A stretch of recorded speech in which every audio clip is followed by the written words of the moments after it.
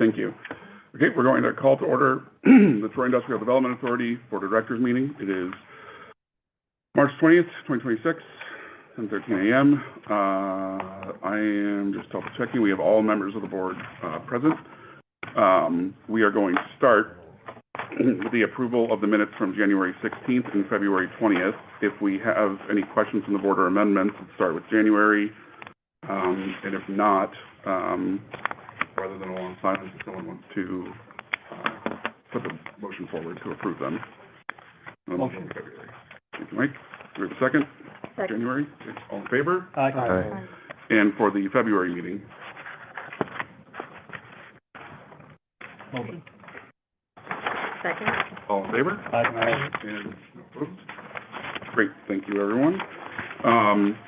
We have, with the absence of an executive director, this board meeting doesn't have a executive director's report, so I'm going to put this into new business. We're going to start out with one item that I had messaged the board about regarding Randy, who is here, coming on with us in a part-time capacity, not as executive director, but as not a full-time role as an executive director, but as an assistant executive director, deputy executive director role. We will have a chance to step into executive session, discuss this, but this is something that, with the other items on the agenda today, like the stores associates, and with two things in particular on that, the pilot review, and with the potential doing of a UTEP, there just needs to be someone with more time as a representative of the IDA, Justin and I felt. And in the absence of having an appointee to that role full-time, we approached Randy with the idea that what is your capacity, even in retirement, as he was already in retirement when he was full-time, to come back to us for work on projects like that. We've been in a situation since Randy was out May of last May, where the only things that really came in front of this board were existing items, or there was a nonprofit like music hall items, or looking at existing pilots and amendments. If we're in a situation where new pilots were to come, there's not a person in the office for meetings with the time for that. And we want to bring in someone like Victoria outside of this, but I'm a volunteer. We need someone fully able to engage on the conversation for not a 40-hour week, but we're looking at like a 10-hour block for that. So this would require a resolution approval, et cetera.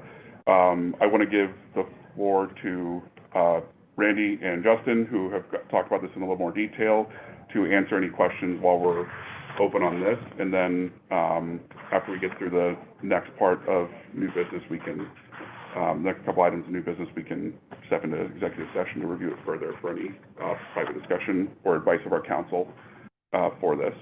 But I'll let you two, do you have anything you want to add to this or bring up? Oh, sure. It's a good summary, and gratuitously we'll thank Jeff for stepping into the void when there hasn't been an active full-time executive director. He's really taken on a lot of roles beyond a typical one day a month meeting, running an agenda. He's really stepped in on almost a day-to-day to fill that gap, and the concept of having Randy come back will really fill that void and help as we have some projects in our pipeline coming up. And there's always been that persistent housekeeping thing, like the UTEP and some other policies that we really want to embrace and ramp up on. So having him as a resource was identified as a need, and having someone that actually did it before and understands this board and certainly your personalities and how things run and the history of the organization is a huge benefit. So with that, the summary is right. It's a part-time position. Seamus was very helpful in coaxing and cajoling Randy to even think about it, and putting together a proposal that respects his retirement time, some guardrails on expectations, what we can ask for and what days, to make sure that it's regimented so he has a life still. The concept is $75 an hour. 10 hours a week, and if you aggregate that, it's around 37.5 a year, if we stay within that boundary, and if it goes over, certainly the budget would go up. So the concept is to approve, if you're supportive of it, it basically be a services agreement, a 1099 arrangement. He takes care of his own taxes. He's not a direct employee. The scope of services would be delineated to describe what he's done before and what we expect to do now. And he'd invoice the IDA on a monthly basis, and we'd have a budget set up for that. So that's the top down, and I don't know if Randy wants to reintroduce himself and talk about his long resume. But, All right, well, thank you, and Yeah. thank you for the opportunity, actually, to come back and do some more public service work, I guess. I sort of feel like when I left before, there was some unfinished business. I think the board has operated, obviously, past year without an executive director. House isn't on fire, but there certainly were things when I was here previously that we were talking about, were on our plate, things we wanted to get done. As already been said, things related to the policy, the evaluation process, just the expertise to do the pilots, and now with some of the with the idea of bringing a consultant on board to help us with perhaps some analytical tools, then I feel like I can really kind of step into that kind of limited capacity. And I've enjoyed the discussions so far with trying to figure out what would work for me personally in multilateral negotiations with my wife. And so this seems like something that could work, and I hope I can fulfill the expectations within what would be a limited capacity position. And you know, for however long it works for the board and myself. My hope would be that when I leave here the next time, we've got an improved policy and processes in place so that whoever steps into the role the next time, there's a pretty good, solid infrastructure in place to be able to sort of pick up the baton and run with it. So that's where my thinking is at. In terms of, you know, sort of my expectations, you know, 10 hours a week, it's not a lot. And my expectation would be that to me really represents, that's really when I'm, you know, doing, you know, work product, you know, tangible work product items, you know, as in this capacity, I would expect that people will email me, call me, for whatever the issue may be. And, you know, there's no limit on that, but it doesn't mean I'm going to respond immediately to every inquiry that I may get. But I just, the point I'm trying to make is 10 hours a week doesn't mean that you can't contact me. Thanks, Randy and Justin. And I just want to add, like, I think, you know, I brought up New York class. All this is with Justin's support and James's support in the background, like discussing this, but New York class, the UTEP, Randy had brought on previously the application process, which the planning board's going in one direction for that, but getting our buy-in for it as the IDA. But that application process, the software for that, and just IDA review, we need a steward of this, and that's what I foresee the role as being. And that's a lot of things, but I'm patient. Those things can't happen overnight. They couldn't happen overnight with a 40-hour-a-week job. So, like, but we need a person as a point of contact that's available for those meetings and kind of at those times when, like, all the board members are doing what they do outside of this. And I think that the combination of bringing in a third party and starting that, outside of the director, but with stores, because I think these things happen simultaneously, is just my mindset is, how do we leave this board? Everyone's going to leave this board at some point. How do you leave it better than you found it? And like, this is a way to do that. And Randy, but we need support to do that. And I see Randy as the person to do that with us. So we'll, any questions while the floor is open for Randy, we can have that, but we'll keep going through new business, and then we'll step into any additional questions on it with Justin in session. With Randy here. Will you be working here or from home primarily? I'll be working from home, but okay. Obviously I need to come in for this meeting once a month at least. If I need to meet. And you can plug it in your old office if you have to type out the Yeah, stuff. I'll talk. But,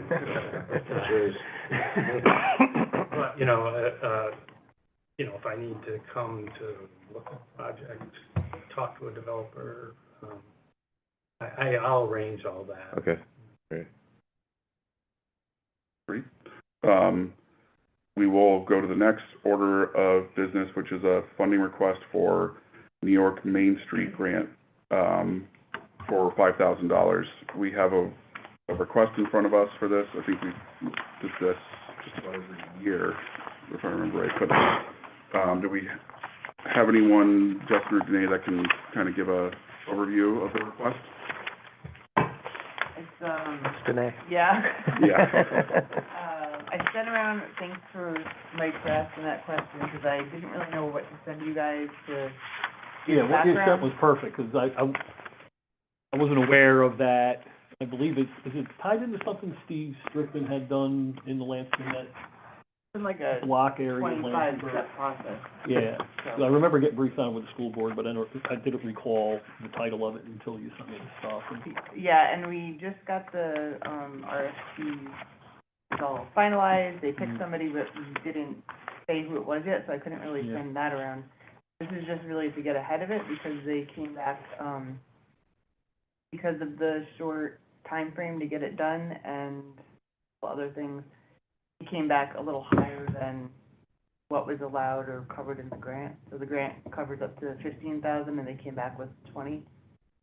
So we were just looking for 5 to have as a backup to cover that in case we couldn't talk to them about changing it, or, we haven't gotten to the point where we could talk to them about lowering it down to the 15, but I was just trying to create a safety net that was already lined up and ready to go for the 5,000. We couldn't get them to change. And in the past, we helped fund the part 1, which was the technical assistance grant, where they went through building by building and did a deep dive into see which properties would make good candidates for this grant. So everything was like step by step, just for this small 2 blocks. For a miracle. I know Liz is like, yeah. But you guys are in the area, the target area, so it would help benefit you if you can get some kind of revitalization happening, anything. So do we have any questions from the board, or do we have a motion to approve the funding request for $5,000 for the New York Main Street grant? Make the motion. All in favor? Aye. Aye. No opposed?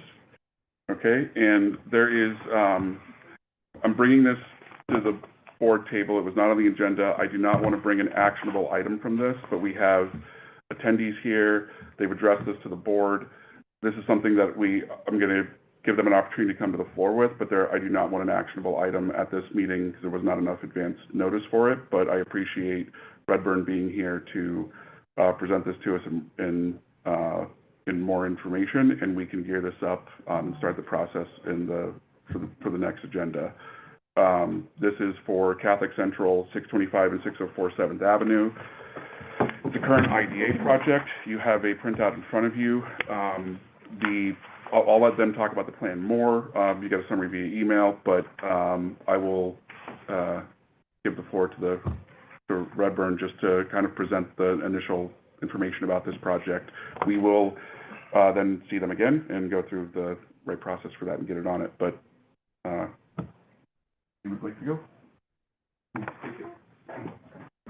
All right, good morning to the board. My name is Joe Pernicero with Redburn Development, 625 7th Ave LLC. Elizabeth Young-Jojo's with me, she's the president of Redburn. The request today before you is related to the Cascade project, but also very unrelated. It's a separate project all in itself.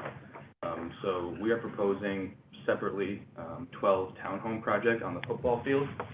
That's along 7th Ave. The pilot that you originally gave us for Cascade and the gym, that currently encompasses the football field.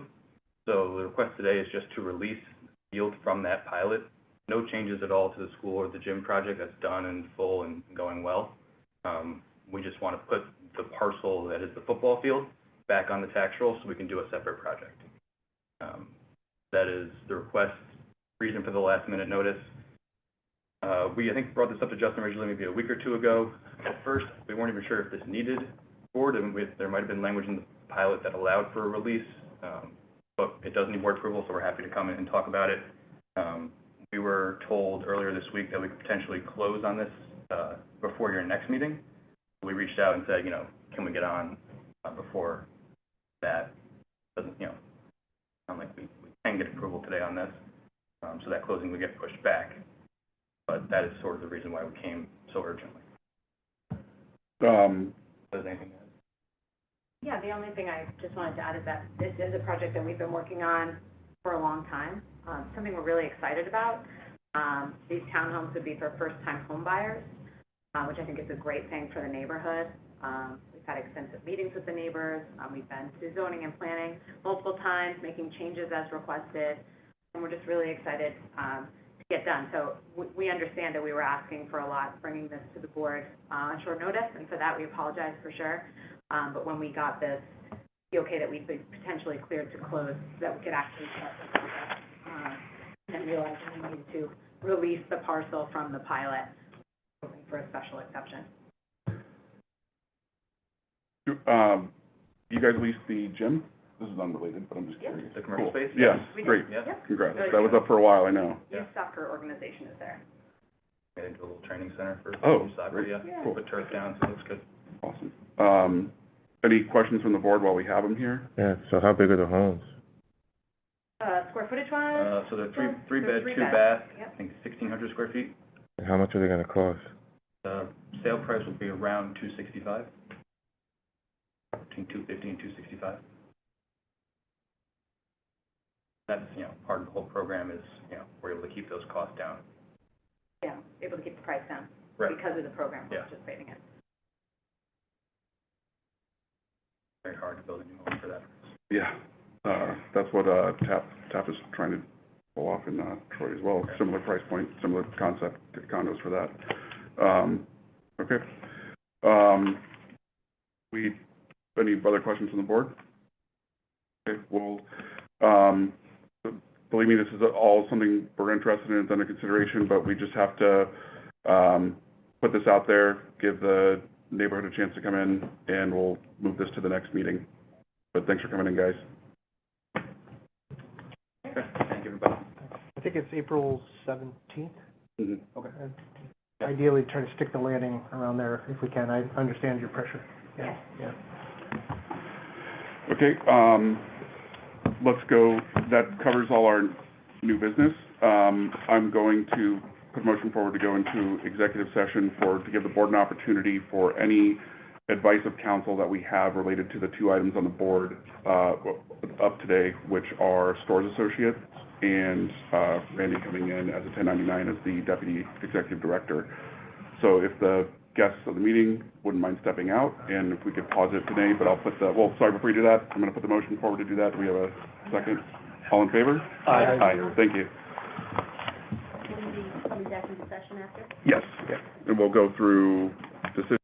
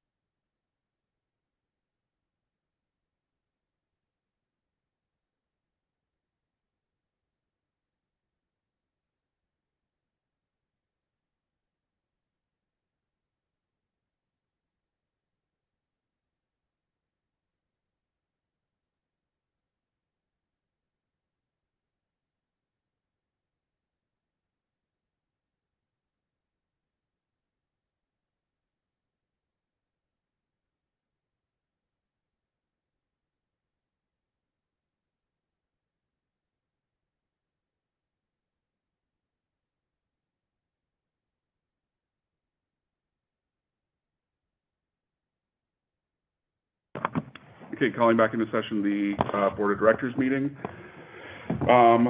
We are still in, I guess, our new business. We have a motion that we're going to put forward, a proposal to put forward to bring on the services of Randy Coburn in the position of Deputy Executive Director as a 1099 employee of the Troy IDA Board, of the Troy IDA, at a rate of $75 an hour, capped at 10 hours a week.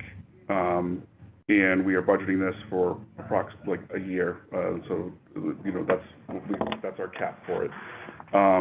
Do we have a motion to approve? I'll second. All in favor? Aye. Aye. Any opposed? Nope. And we had, Alex had to step out, so we have one absence from our Vice Chair, Alex Carlson.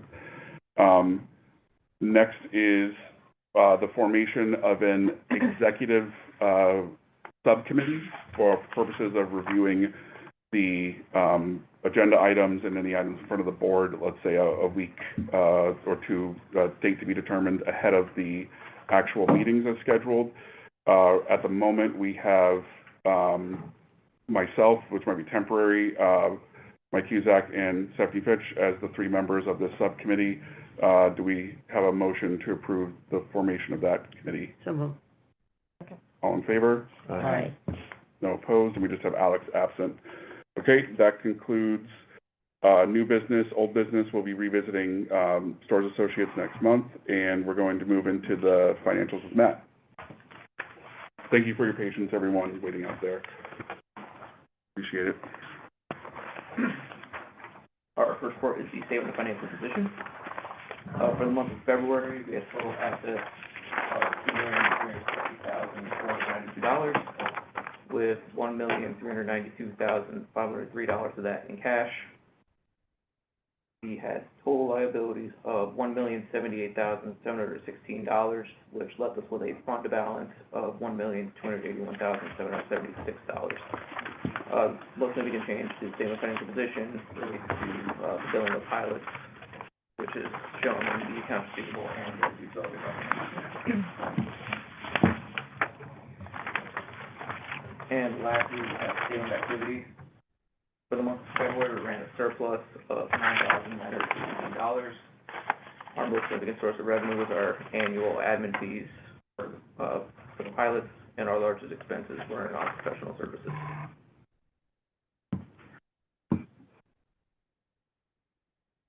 Question. On the aging report, can you define what all these $500? Those are the annual admin fees, so every new project after a certain date, we have a $500 annual fee to administer the pilot. Thank you. So have any of these come in? Yeah, as of yesterday, only 9 projects still owe money, and late fees have been assessed to them. Has First Columbia come in? That was the big one when we closed the amendment. That check went through. I think it was just a matter of timing for deposit. Right. On that one, yeah. Catholic High? I believe that one came in. That one just came in. That's the one that they were able to pay through QuickBooks for some reason. Right. Yeah.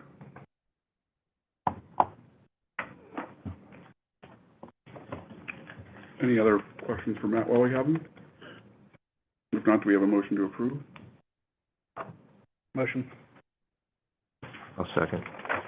All in favor? Aye. Any opposed? Nope, just Alex absent. We have a motion to adjourn. So moved. All in favor? Aye. Okay, let's go right into color copy. Oh, that threw me off for a second, sorry. Randy, you approved, sorry, you were walking in. We were rushing through. So welcome. Thank you. Yeah, I was just trying to get through because we're running behind, but I was gonna wait for you and I was like, no, we're just going. Yeah, sorry. I realized you were sitting there and you were probably like, what? We're gonna have to run a credit check, yeah. Yeah. Do you want me to stop that? I will, start if we're, there's continuity here, right, Danae? I don't need to wait for another Yeah, sign in? buddy. Have a good weekend, everybody. No, we're good. Okay. Take care. Okay, I'm going to call to order the Troy Capital Resource Corporation Board of Directors meeting. It is 11:27 p.m. on March 20th, 2026. We have one absent board member, otherwise our Vice Chair Alex Carlton, otherwise we are all present. We're going to start, read this right. We are going to start with a public hearing for the City of Troy Capital Resource Corporation RPI Series 2026 bond issuance. I can help with an abridged version of all this verbiage if you'd like. Yeah, I'm looking for them. Sure. Yes. In terms of context, the RPI submitted an application to the CRC for a bond issuance of up to $66 million. Quickly summarized, the hearing that we're conducting today is required under the Internal Revenue Code to qualify the bonds as tax exempt. The hearing was placed on notice through the city's and the CRC's website and briefly described the bonds that they're asking the CRC to help facilitate involve the refinance of bonds that were issued in 2015 that actually refinance bonds that were issued in 1999 and 2006. If you're familiar and if you're local, you understand a lot of the larger capital projects that RPI conducted in the late 90s and the early aughts, including MPAC and other larger assets that they put in over time, using tax-exempt bonds issued in the first instance by the Troy IDA and the CRC over time. They have an opportunity now to refinance around $46 million of those prior issued bonds. And those are described in detail within the public hearing notice, what those bond series related to. In addition to that $46 million of refinance bonds, they're asking the CRC to issue $20 million in new bonds, new money that will relate to campus-wide renovations, improvements, things like roofs and rinks and dormitories and other administrative buildings that need capital improvements. The baseball field's on that. I think the baseball field's on there too, that's right. So the public hearing notice describes generally what the old money and the new money elements are, and the hearing's being held to allow the public to come in and comment on what we're thinking about today. There's assurances here in language regarding the issuance of the bonds by the CRC as being exclusive obligations of RPI, not us, not the city, not the state. The bonds will be issued in the name of the CRC really as a facilitation to make sure that they're just tax exempt. And what that means is when the bonds are purchased and they make bond payments with interest to a bank or a holder of the bonds, that bank or holder doesn't have to pay federal income tax or state income tax on the interest they earn, so they're able to lend at a lower rate. So that's the quick recap. And you can open the floor to any public comment, or if the board has any questions or comments on the substance, it's really an opportunity now to hear comments. And if there are none, you can close it and move to the rest of your agenda. Mm-hmm. RPI I'm just going to add that RPI has been very helpful explaining any questions that I've had. Very diligent in answering any questions that Justin sent out. I wish every application we got on the IDA and CRC had that much support and let's say resources behind it. But this is a lot of money, so I get why. But thank you to RPI for really making sure everything was in a row and answered quickly for everything. I just have one request. Can we get a preliminary budget on the $20 million? What they're going to do with it? Yeah, we have a list, and I don't know if we attached it. It's in here. It's the second. Okay. Oh no, not this one. Sorry. It might have been the resolution adopted last month. I mean, what's going to be spent on what? How's the $20 million going to be spent? Right. Yeah. There's a breakout that they provided as recently as last week. Your application last month. Yeah, it was. Oh, really? Yeah. Oh, okay. I didn't see that. Okay. And it articulated a budget to each capital project or repair or improvement that they're doing. So that it is broken out. We do have that. Okay. I'd like to see that. Sure. Okay. That's where I got the base. I was very excited. I was reading this this morning. I was like, what are they spending the money on? Yeah. Yeah. Right. How are they spending the money, I should say? I'm just gonna make the statement that the floor is open to the public if there was anyone present. We have no letters sent in, support or against the project, emails otherwise, so there's nothing for me to read out for that, and we don't have anyone on the call, but, otherwise, if the board has any other questions, we can. What's in it for the CRC to do this, to give them the nonprofit? I mean, they're getting a benefit for financials, but what is, I'm not understanding. The CRC charges an administrative fee when it facilitates the bond issuance, and in this case, we had a negotiated fee of approximately $190,000 to facilitate this round. Mm-hmm. Over time, in the last 15 years, there's been a series of RPI bonds, and that's really what's kept this particular, the many hats that this board wears. The CRC has its own budget and fund balance, and it's largely been supported by RPI. Yes. That's right. Historically. That's how we're able to give the grants. Right, historically, these would be, like, this before the formation of the CRC in 2012? 2009. This was under the purview of the LDC. IDA. Or the IDA. Right. So then you are left with a pool. Thank you for always being there for there's the concern with that in the separation between the IDA and the CRC is that you have the nonprofit money coming in from an institution for these bonds, and then you have IDA with for-profit organizations, so it's a clean split. Otherwise, you can imagine that like, how are you segmenting that pool? That could very easily, through changes in board members and administration, the money could go different places. So that's why there's the wall between them, between the boards. Profits come and do a similar program with you and still get the administrative fees that will fund the CRC? If the hospital wasn't under the Trinity Healthcare system, they might be borrowing locally. Another but they're a university national organization, and they borrow differently, so they don't have the need to use a local bond issuer.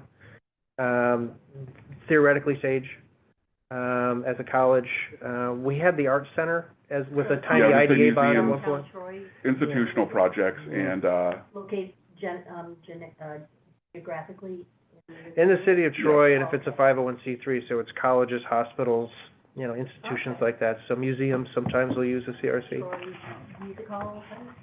If they were issuing debt in the traditional sense, they might look to the CRC, but what they did, and this board helped out with to a certain degree, was to give them a pilot because they're using historic tax credits instead of traditional debt. Yeah, in a sense, like even something like the YWCA would qualify. Yep. But that approach is more typical to go towards IDA. So I'm just I see you writing notes down for a minute, but yeah, that's our only, thank you for asking questions, Deanna, because the only attendee for the public hearing is Deanna Del Pose, and she is, can you just state your name, location, and who you're representing, just for the record? Deanna Del Pose, I'm a resident of downtown Troy, but I'm also NAI platform commercial real estate, do a lot downtown, so. Perfect. Yeah, just for record for that. Great. So we're going to close out the public hearing portion of the meeting and go into approval of minutes from September 26th, October 17th, February 20th. We have a lot of them, so let's do the due diligence on who is here. We have enough for the September 26th. I'm going to abstain from that one. Yep, it's myself, Sue, Michael, and Natasha. Do you have any questions or comments, or do you motion to approve? Ooh. All in favor? Aye. And we have the three, Greg, Stephanie, and Albert, abstentions, and Alex absent. Yep. On the October 17th, we have myself, Albert, Michael, and Natasha.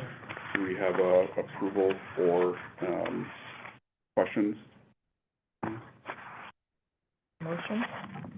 Second. All in favor? Aye. And we have Sue and Stephanie and Alex absent, Sue and Stephanie recusing. Greg, you weren't here. And now we have February 20th. That's the last one. So move. Thank you.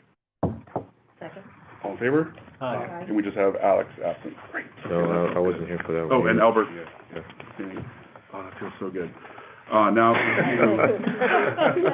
For September though, I couldn't see that sorry. way back from September's minutes, who seconded it? I wasn't here for that one. Who seconded it? Oh, who seconded it? Was it you? No, okay. Somebody. I did I? Who was here? Latasha. I was here, yeah, I think I did. Yeah. Okay. Latasha. I mean, I don't really care if the minutes. Yeah, I don't- It's a Danae thing. I feel good for her, so that's why, like, for all the work she does.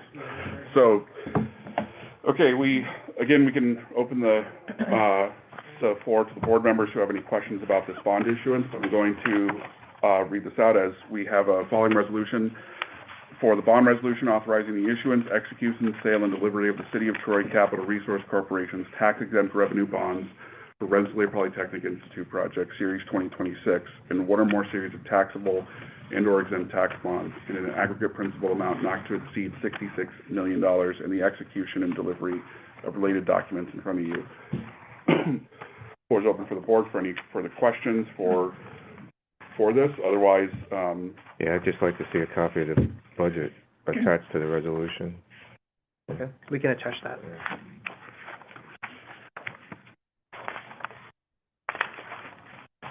otherwise, once you get a chance to look through and gather your thoughts, if you have a motion to approve. So moved. Second. All in favor? Aye. And no opposed, we just have Alex absent. Okay, we don't have anything for the annual meeting resolution. You'll be seeing that at the next meeting. We have no old business, but we do have financials of that on this guy. First report is statement of financial position. We had total assets of $285,720, with $70,720 of that in cash. We had no liabilities, which left us with a fund balance of $285,720. No significant changes to the statement of financial position. And lastly, we have the statement of activity. For the month of February, we ran a surplus of $2,163. No, we didn't get that. It's that. We just don't have, oh yeah, just pass them out. Our most significant source of revenue was the application fee for the RPI bond and our local expenses for professional services.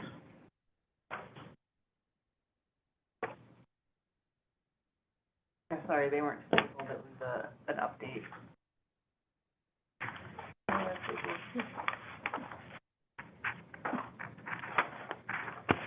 So just the working capital of the 215, so when are we gonna see that? I believe we budgeted It's been a long journey. half of it for this year towards the end of 26, and then the other half after that. Once the LDC can, better cash flow, because we have another debt service that we're paying off this year, so. The RPI bonds give it more time. 50% That's for at sure. some point in the future. Yeah, okay. There's more breathing room while we saw the funds go down now, so I would hope it's still this year. Any other questions for Matt, or do we have a motion to approve? I'll make motion. I'll second. All in favor? Aye. No opposed, just Alex absent. Before I bring up the adjournment, thank you to the council members, everyone, sorry, for this meeting running late and your patience, but particularly to the council members who had a marathon last night. So thank you for staying late and getting through it. Should have just stayed here. Yeah, that's what I know. We're gonna have a gallon of appreciate, coffee this morning. I appreciate everyone's time. I want to be cognizant of it. This is 2 meetings in a row. Hopefully next one we cannot eat into everyone's early morning. Do we have a motion to adjourn? So moved. Second. All in favor? Aye.